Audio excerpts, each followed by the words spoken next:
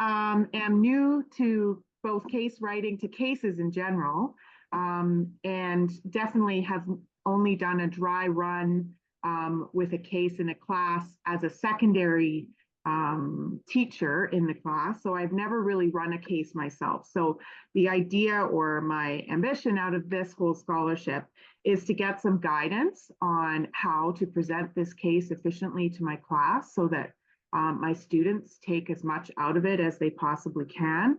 I'd like to get a bit of familiarity with sort of standard practices when introducing cases into a class. And then just a little bit of confidence around what does that presentation look like? How do I direct my students?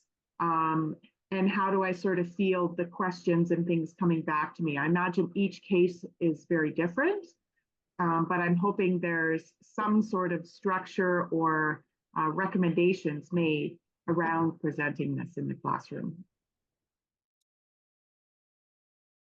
I had a year-long project to write a case, and I got really introduced into the world of cases from very little experience around them.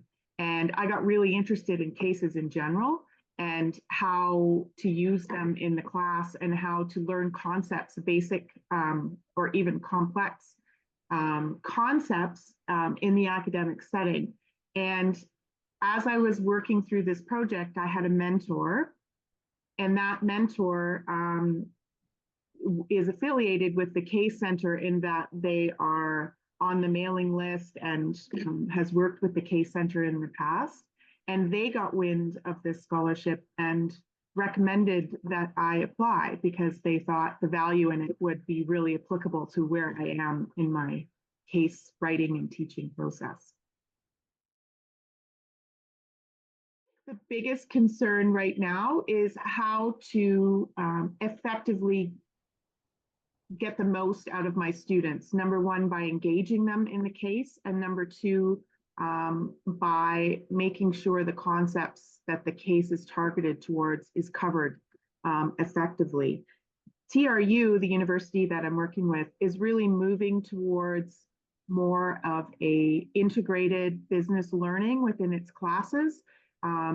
The focus is becoming more and more towards more complex questions, and the cases are a perfect example of how to incorporate the business concepts into everyday learning. And I would like to be able to do that effectively while engaging my students and interested in what's going on in the classroom. So that's my biggest concern. I think most of it comes from lack of experience.